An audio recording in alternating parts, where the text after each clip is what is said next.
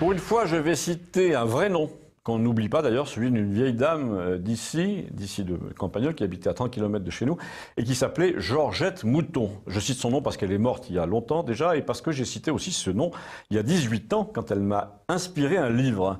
Elle est même venue me voir à Campagnol pour m'expliquer son affaire, et son affaire, c'était une thèse de doctorat qu'elle passait à 80 ans à la Sorbonne, sur l'époque pré-hitlérienne, une époque où la jeunesse menaçait ses profs, tiens, décider elle-même du contenu des cours et exiger de passer en classe supérieure, le tout dans une démission absolue des parents et des autorités en général. Donc cette dame arrive chez moi un après-midi avec une amie, cheveux courts, grand front, elle avait apporté une bouteille de muscat, son amie était secrétaire médicale, je me souviens qu'elles habitaient toutes les deux à Lamalou-les-Bains, et elles ont passé quelques heures à essayer de me convaincre d'une chose qui m'a finalement inspiré la matière d'un livre, donc c'est que cette fameuse hiérarchie implacable des nazis était issue d'un rapport de force horizontale propre à la jeunesse déboussolée.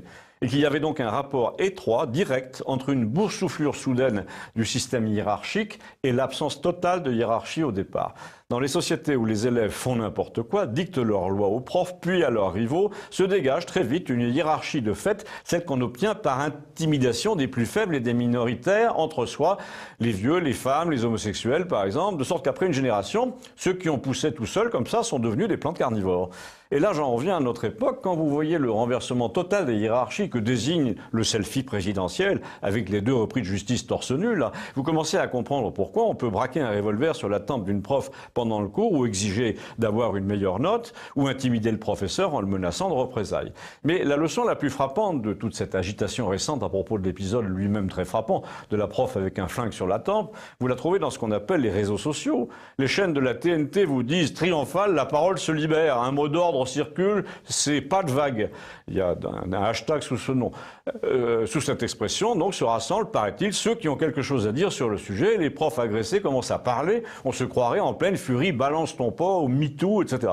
Mais quand vous regardez de plus près ces colonnes entières de témoignages accablants, selon lesquels une prof de maths se fait traiter de pute, un autre se fait cracher dessus, un autre menacé d'une expédition punitive à son domicile, la seule chose qui saute aux yeux, c'est que ce sont d'abord ce sont des femmes, hein, les trois quarts du temps, et ensuite, la deuxième chose, c'est qu'aucune de ces paroles soi-disant libérées ne décrit jamais les agresseurs. On a l'impression qu'ils n'ont ni prénom, ni aspect physique, ni caractéristiques propres, communes, rien.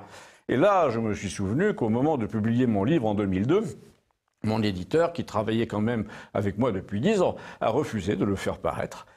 Parce que ma description des coupables, pourtant tirée de faits précis, le gênait. Cet éditeur passait 2 mois de l'année dans les pays chauds, il faut dire, il avait une grande indulgence apparemment pour leur jeunesse, visiblement. Un autre éditeur s'est aussitôt saisi du manuscrit, le livre a fait parler de lui en son temps, j'ai campé à la télévision pendant un moment, Ardisson, Gisbert, débat avec Marine Le Pen sur LCI, et chaque fois, la même litanie, sauf dans la bouche de Marine Le Pen, il est vrai, mais il y avait aussi Cohn-Bendit sur le plateau, si ma mémoire est bonne, vous pointez du doigt une certaine jeunesse. Et je dis, je pointe du doigt ce que je vois. Maintenant, si vous m'expliquez qu'il faut regarder ailleurs et pointer le doigt ailleurs, je veux bien, mais ça va pas supprimer le phénomène. Il faudra bien ouvrir les yeux un jour sur ce qui vient vers nous. Et bien voilà, apparemment, le moment est venu d'ouvrir les yeux. On juge intolérable ceci et cela, mais curieusement, tout le monde, toute la presse met les mêmes lunettes, des lunettes qui effacent le portrait des auteurs de violence, sauf que désormais, les téléphones les filment. Et qu'à Campagnol, en voyant les images, ils disent tous, ça m'étonne pas, je m'en doutais.